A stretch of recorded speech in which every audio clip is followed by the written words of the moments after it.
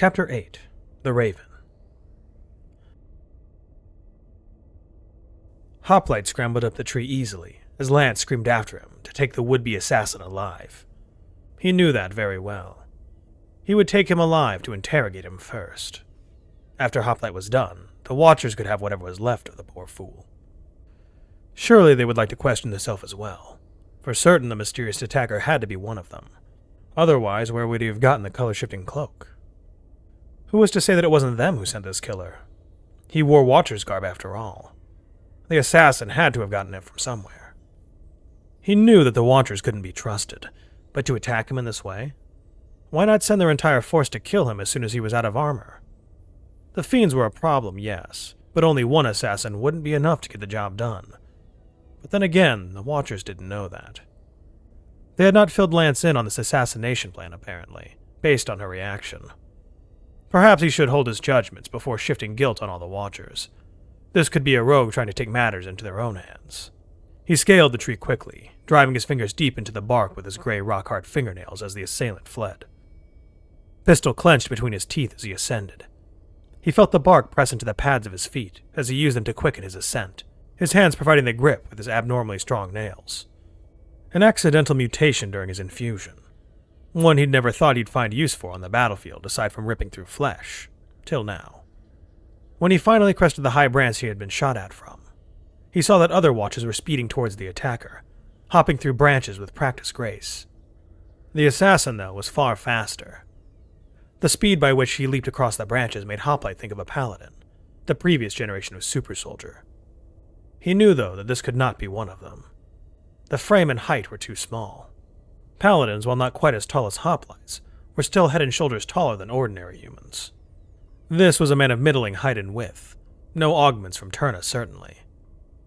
Hoplite strained his legs and jumped forward, moving across the branches with long leaping strides, passing the four wide-eyed Watchers and quickly gaining on his quarry. He would never be able to jump across these treetops in the phalanx suit. The weight would snap them off and send him plummeting to the earth for certain. He kept his Fortis in his teeth, wanting to have hands free to grab the assassin or climb higher if needed. The assassin turned back, revealing a set of brilliant blue eyes.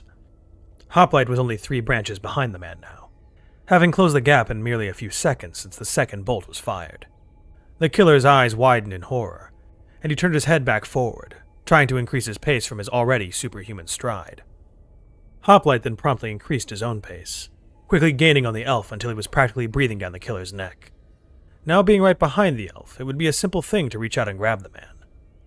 Hoplite lashed out, fingers furrowed like claws as he swiped at the assassin, only to be left gripping the hem of the color-shifting cloth as the man suddenly dropped from the branch, having undone his cloak to escape Hoplite's grasp.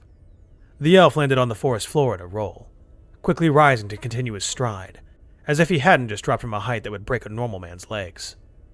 Hoplite immediately followed, leaping down from the 20-foot-high branch and using the cloak to obfuscate himself. Another metal broadhead bolt sliced through the shifting cloth, missing Hoplite's ribcage by only inches and becoming tangled in the thick fibers. Hoplite tossed the cloak forward as soon as his feet hit the ground, the shock absorbers in his knees and ankles taking the brunt of the fall, while he took the Fortis from his mouth. Long black hair tied back in a tail waved in the wind, as the now bare-armed man ran, his face still concealed by a black face mask. A simple sleeveless dark shirt and dark trousers made up his outfit, revealing a lean runner's frame. Pointed ears revealed him to indeed be an elf. Surviving the fall earlier had proven that. Was he an actual Watcher? Hoplite knit his brow as he focused, discerning the allegiances of the assassin would come after capturing him. Hoplite would fire at the man's foot if he somehow managed to outpace him, but he knew that the chase would be over soon. No one, no matter how fast they were, could outrun Hoplite on flat terrain. As the distance closed, Hoplite swiped for that trailing ponytail with his right hand, only to meet air as the man suddenly rolled to the side, coming up to a kneeling crouch before firing yet another bolt at Hoplite. The crossbow fired from the man's steady grip, and the bolt would have struck Hoplite right in the eye, had he not shifted his head to avoid it. The bolt whizzed through the air until it thunked into a tree behind him, the sound of something crunching immediately following after. A quick glance revealed that the tree seemed to be rotting away. The spot where the bolt had entombed itself was turning a sickly shade of gray, the bark quickly peeling away as a woman's shriek echoed loud in his ears. Not Lance's voice, no. It was coming from somewhere on or behind the tree. Had another watcher gotten injured somehow by the bolt? It didn't seem possible. Suddenly, several of the surrounding trees began to glow, long ribbons of multicolored light flowing out from the tops of the branches as the unknown woman continued to shriek. That rotting tree did not have the glowing ribbons leaving its branches. Could it really have been a fae? These strange colorful ribbons, were they fae? Was he witnessing a fae being killed? A tree spirit was real? How could... Focus! Hoplite frowned before turning his attention back to the assassin and firing his magnum. The blast tearing through the crossbow with an explosion of wooden shrapnel that rained across the forest floor. The bullet then slammed into the dirt, kicking up a small cloud of dust that spattered the killer in Hoplite's body with a fresh layer of dark grime. Blood seeped down the elf's arm. It seemed the bullet had grazed his bicep after the round had destroyed the crossbow. Had it fully connected, the arm would have been reduced to a pulp. The assassin then snarled before darting forward, slashing for Hoplite's face with an almost supernatural speed as blood streaked from the fresh bullet wound. The elf had drawn a sharp black blade, the metal forged to look like what appeared to be a raven's beak. Hoplite grabbed the elf's blade-holding wrist, sidestepping the blow in a blink. In that same motion, Hoplite began applying pressure to the assassin's wrist. Hoplite felt the bones of the assassin's wrist turn to powder beneath the crushing force of his hand, and the elf let out a horrid shriek as he dropped his black blade to the grass, falling to his knees before Hoplite in a slavering rictus of agony. The questioning would begin now. "Who sent you to kill?" Hoplite began before he heard something begin to whiz through the air toward him. Hoplite dropped the man's wrist and backpedaled, another crossbow bolt thudding into the soil at his feet. He turned in the direction he had heard it coming from, spying the 4 watchers that had followed Hoplite after this assassin. All were slightly blurry from the color-shifting cloaks they wore, but Hoplite could roughly make out their outlines. They were all hidden behind the thick trees surrounding Hoplite and the assassin, with only their heads seemingly visible. Perhaps they believed that Hoplite might not be able to see them. They wore the Daywatcher's cloaks, he realized, not the dark garb Lancer self sported. Sloppy. If he hadn't been so narrow-minded in his pursuit of this would-be killer, Hoplite would have... No, there was no excuse. He should have noticed this difference immediately. "Pharaoh, get away now!" one of the killers shouted. "Scramble, we'll kill this oaf!" Hoplite quickly aimed the fortis and fired, the shot punching through the outlined skull and painting the forest behind it red with thick gore. The man fell to the dirt with a heavy thud, blood twitching from the suddenly still corpse, its limbs rigid with the killer's sudden death. "Briggs!" another man shouted from behind one of the trees, his head ducking back behind cover. The remaining 3 outlines all did the same, ducking behind cover as Hoplite took aim again. Yet he found that he could not quite pull the trigger. Why did he hesitate? These rounds were powerful enough to punch straight through these trees. Hoplite grit his teeth in frustration. They were just pieces of wood, a piece of cover on a battlefield and nothing more. Hoplite then heard scrambling feet and cursing, and he turned to see if this Pharaoh, was trying to make an escape. He only needed one of them to be alive, but he'd rather keep Pharaoh from running since he was already out of his cloak. There was less of a chance of losing him in the night. Hoplite then lifted the fortis and fired again, the round punching into the elf's ankle and reducing it to an unrecognizable mass of bone-strewn flesh. Pharaoh howled with agony and fell face first to the dirt, his ankle made completely useless as it hung half removed from the elf's leg. Hoplite needed to finish this fight before Pharaoh bled out, or he'd need to capture a second killer. He still wanted his answers. Hoplite turned again as he heard footsteps thudding on the branches overhead, spying Lance staring down at him goggle-eyed. 3 hostiles behind the trees to your left, color-shifting cloaks, Hoplite shouted as he darted toward those very trees. He didn't look to see what Lance did, instead opting to round the trees to see that the hostiles had seemingly vanished. The outlines of the cloaks were gone, meaning that they were hiding behind something currently in his view, for they couldn't have gone that far. Alternatively, they could be in the branches above. Hoplite looked up to see that yes, there was a form in the trees, freezing as Hoplite spotted it. He raised his magnum and fired, the shot thudding into nothing but tree bark as the figure dissolved into mist. A crater had formed in the surface of the bark, and Hoplite clenched his teeth in irritation. He had not hallucinated. There was someone climbing the tree an instant ago, and now the tree had a giant hole in it from the bullet he fired. An uncomfortable weight settled in his chest, seeming to pull him down the more he dwelled on it. Hoplite shook his head and huffed, scanning the surrounding foliage for any more signs of the killers with the fortis raised. Oh, how he yearned for his motion tracker. Still, his senses should prove more than adequate for dealing with these cutthroats.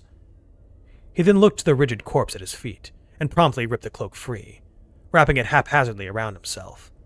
Hoplite looked down to see that the same blur completely encased his body, made nearly invisible in the night, save for the parts it could not cover. This cloak was not tailored for his size, and as a result, most of his legs and arms were still visible. That was fine, as Hoplite wanted to obfuscate his center of mass from any more of those bolts. Not that such a primitive weapon would have been enough to kill him. Probably not. Best not to take risks. He did not know just how dangerous these bolts would be to his biology. A single one had peeled the bark right off the tree in an instant. It was almost like something Deathwatch would use. Yet Hoplite knew that there was no third arm outpost on Arculus. Hoplite narrowed his eyes as he finally spied a shape moving slowly through some shrubbery. But right as he raised his magnum, another shape fell down upon the assassin. Lance collided with the blur, knocking it to the ground in a rolling tangle of limbs. "Off!" a man's voice shouted, a blurry limb kicking into Lance's gut and sending her stumbling backward. Hoplite took aim again, but Lance started forward into the line of sight with a cough, otherwise unfazed by the powerful blow she had just been dealt. Her face was a rictus of rage as she came upon the killer, whirling with twin daggers upon his blurry frame. Suddenly he spied another blurry shape rushing through the forest toward him, a long blade of silver raised to deliver a killing blow. Hoplite casually shot the killer in the face, the corpse falling to the ground in a poof of mist, as if it had never been there. One of his assassins seemed to be in possession of a holographic projector. Except if it had really been a hologram, why did it react to the shot? Why did it poof into mist when he shot it? No, it couldn't be a hologram, but the intended use was the same.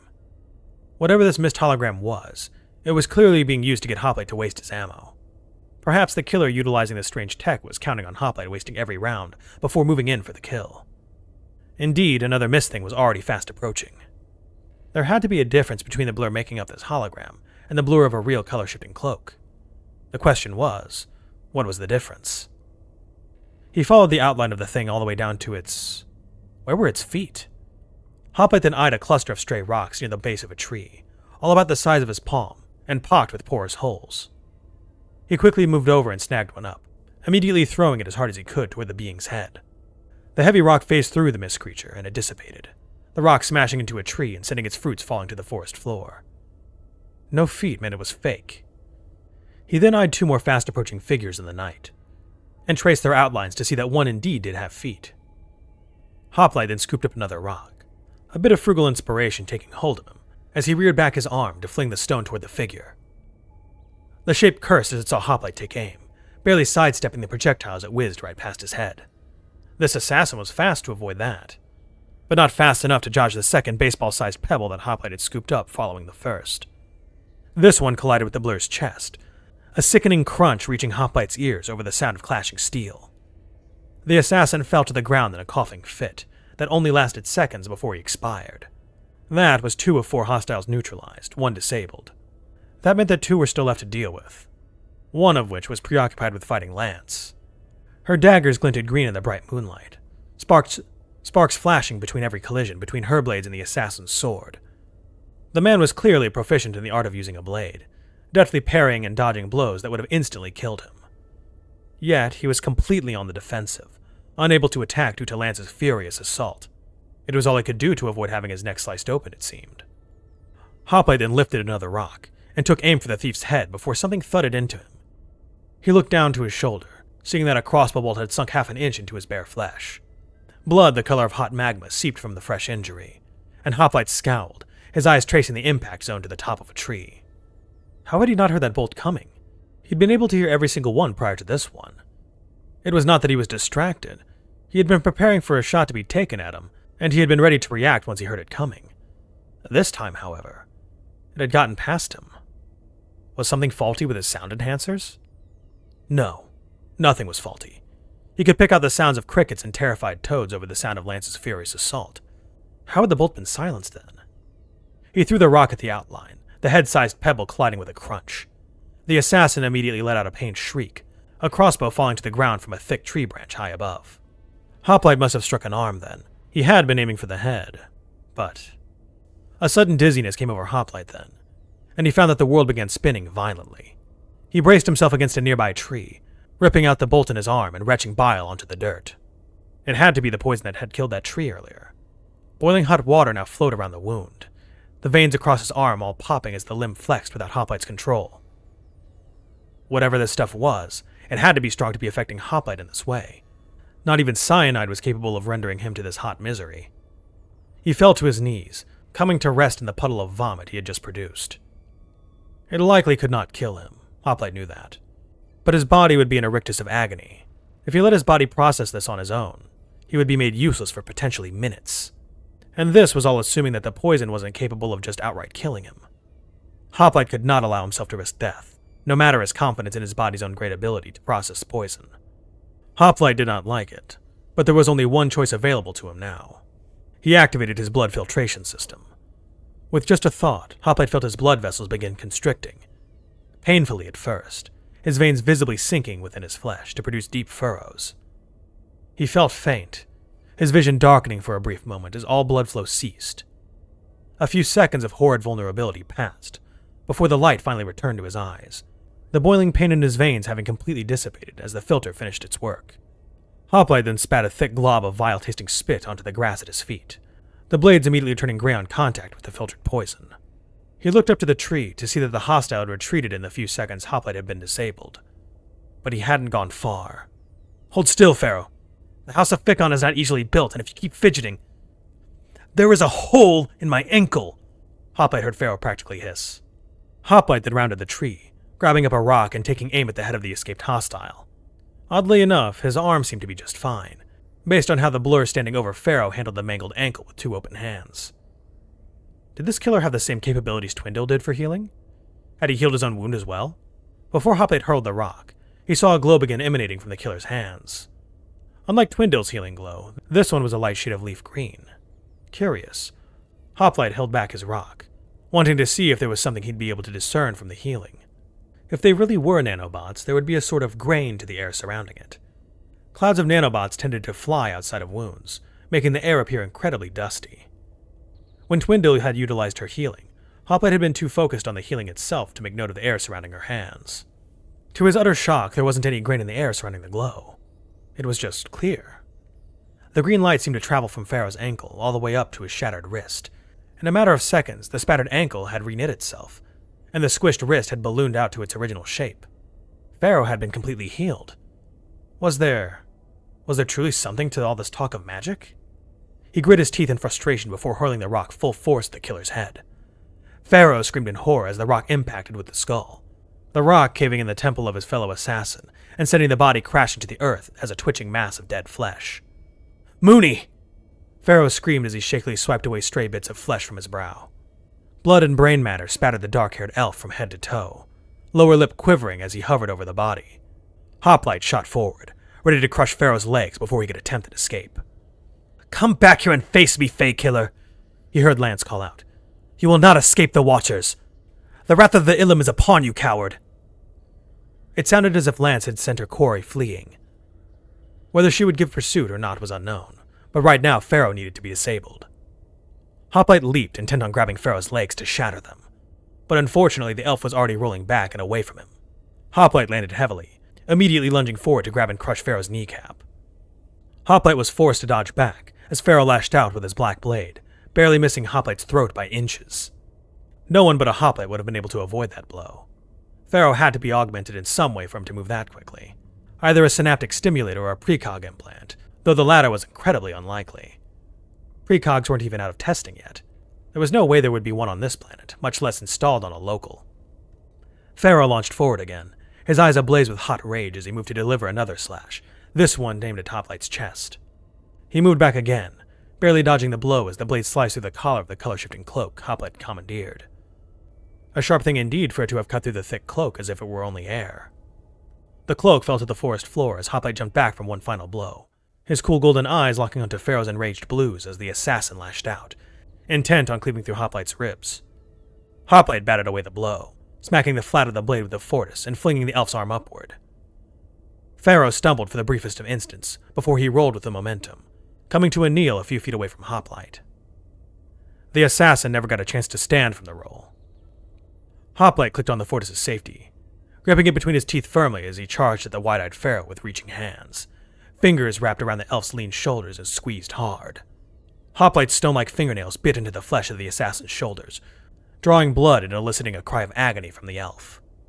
He then lifted Pharaoh up bodily, the killer letting out a pained howl as Hoplite stared murder into those blue eyes, the black beak blade falling to the dirt from Pharaoh's pained fingers. Pharaoh began hyperventilating. His eyes darted rapidly from place to place before finally settling on Hoplite's golden gaze. The interrogation would begin now, this time with no interruptions. "Identify," Hoplite ordered through the gun between his teeth. "Pharaoh Mahera!" the elf screamed in agony, straining his neck back and forth as Hoplite applied pressure. If he wanted to, Hoplite could squeeze the elf's shoulders hard enough to shatter the bone. His current grip strength would leave deep bruises, but he didn't want to risk sending the assassin into unconsciousness. "Why did you try to kill me?" Hoplite asked, his tone unchanging. He gasped.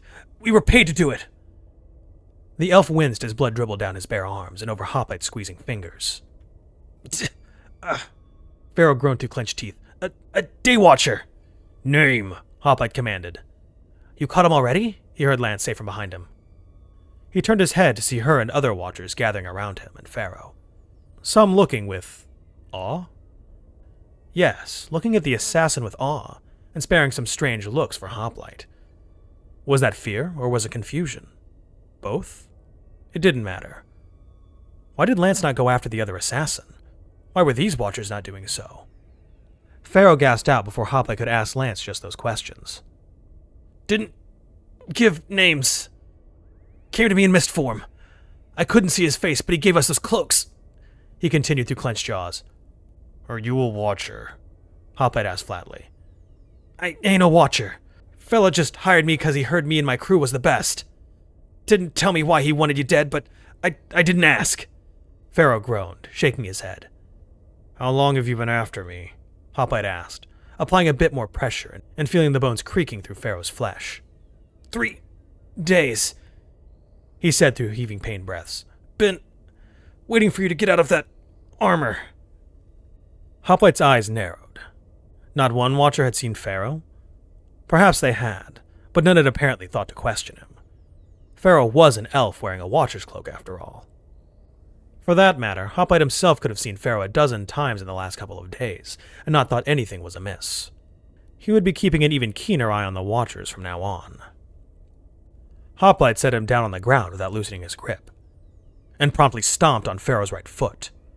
The arch of Pharaoh's foot was then flattened beneath the force of Hoplite's stomp, and the elf cried out in agony, falling to the ground when Hoplite released him. Hoplite then kicked away the black dagger, before he began kneeling on Pharaoh's neck, looking to the watchers who all stared with concerned eyes, even Lance. "Rope," Hoplite ordered as he easily forced Pharaoh's hands across his back. A nearby watcher nodded after a moment of silence, wrapping the cursing Pharaoh's wrists together with an almost reverent touch.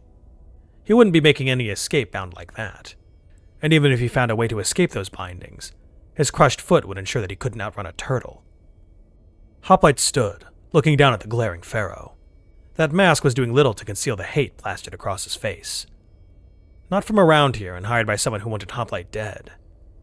It could only be assumed that this employer had taken a slight at his presence in the Feywood and hired this elf to kill him. The question was, what prompted this elf to hire an outsider to kill another outsider? Pharaoh had claimed not to be a watcher, and based on that accent, he indeed wasn't a native to the Feywood. He met Pharaoh's glare, golden eyes meeting blue. "Has anyone else been hired to kill me?" Hoplite asked in a cold tone. Fear momentarily overtook the look in Pharaoh's eyes, before immediately going back to that hot anger. "No one that'd be as good as me and my crew, so no." A couple of watchers dragged Pharaoh to his feet, the assassin putting all his weight on his unbroken foot as Hoplite stood. He then turned away from Pharaoh to approach Lance, who seemed to be focusing on just his face with a concerted effort. It seemed that elves were as uncomfortable with nudity as normal humans. Hoplite himself didn't care about his nudity, outside of the vulnerability that accompanied it. It was merely the natural state of one's being. He didn't know why people put so much stock in it. He kept himself at the ready to deflect or catch any more bolts. Hoplite could not believe that only one set of killers had been hired to end his life, no matter how allegedly competent this one had been. Lance looked away from his face a moment to stare after Pharaoh, as he was guided away by the watchers. Likely they had their own questions to ask, but Hoplite doubted that those questions would stray far from his own. "Pharaoh the Raven. Unbelievable," she said almost to herself. "The Raven?" Hoplite asked, turning to look at the limping man. His handprints had made deep bruises on Pharaoh's shoulders, a pain he'd be feeling for a long while yet. Lance blinked at his voice and turned her head back up to look at him. Yeah, I'm ashamed to say that he's a bit of a celebrity around here, she said with a frown. He's a bit older than me, I think, in his late 200s. He's famous on this continent as an assassin. He's storied in Akandar. I don't think he's ever failed a contract. At least not in Akandar. Guess the Feywood isn't where he's at his best, she explained as Hoplite moved to walk back towards the river. She quickly followed, this time seeming to go out of her way to stay just ahead of him. He does his work almost exclusively in Akandar, used as a tool between the block lords there. Not many elves make a home in Akandar, see, so hearing about a well-known elf in the largest human city on Arculus has made him something of a folk hero around here. She cleared her throat as dozens of watchers passed them by, none stopping to talk with either her or Hoplite as they presumably moved to see this raven for themselves. Others stopped by the still graying tree, tearing out the bolts still embedded in the rotting bark. Many of the watchers that surrounded the tree were openly weeping. Weeping for the Fae that had been killed. I guess hero is kind of wrong, but I suppose the respect he receives is similar to that of a hero around here. Though with his involvement in killing a Fae, she continued, tone becoming sorrowful, he'll be flayed, legend or not. I can't believe you actually managed to catch him. You're going to be somewhat of a celebrity yourself when word spreads. What happened to the one you fought? Hoplite asked. It didn't sound like he was neutralized. Lance audibly huffed as she fingered the hilt of one of her blades. He ran from me. I could have caught him, but it's my job to keep you in my watch. Fear not, he'll be hunted to the edge of Arculus now. In one way or another, he was involved with the murder of a Fae, she told him, her features hardening. He'll be put down like a dog once the tree hunters catch him. Silence passed between the two of them as they reached the river. Lance turning her back to him as Hoplite descended back into the water, scrubbing away the dirt caking his feet and finishing up the cleanse.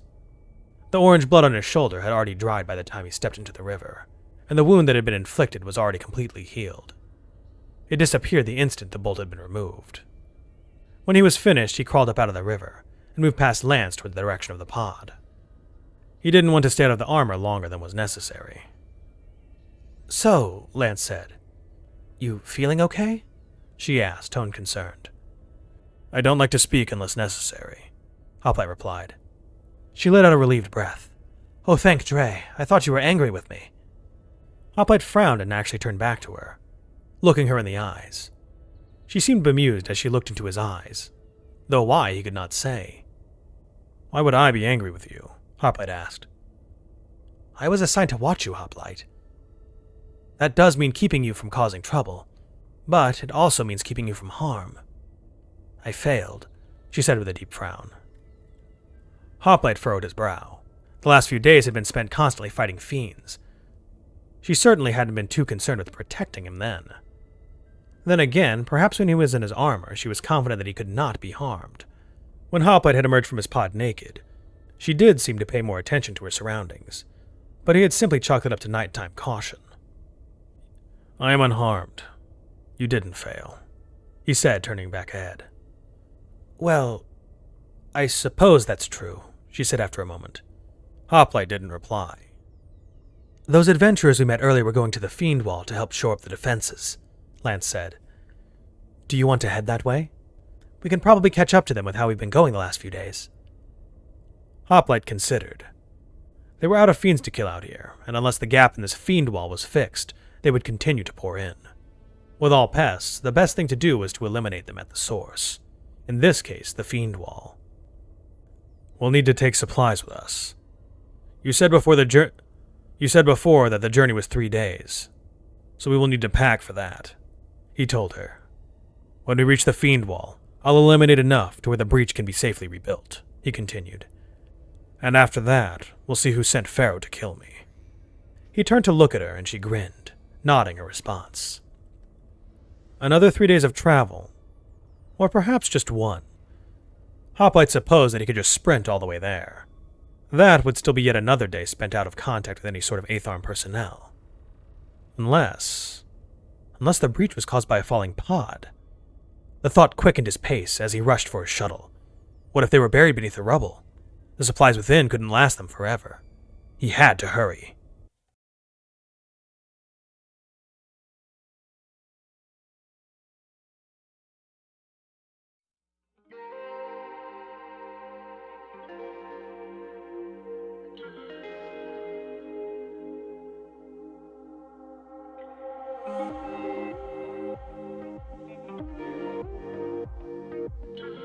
If you're new here, welcome aboard. Check out the description for the story and join the Discord if you like. Consider supporting the channel and the author as well. It's a dangerous world out there, but remember to be brave and look up to seek the stars.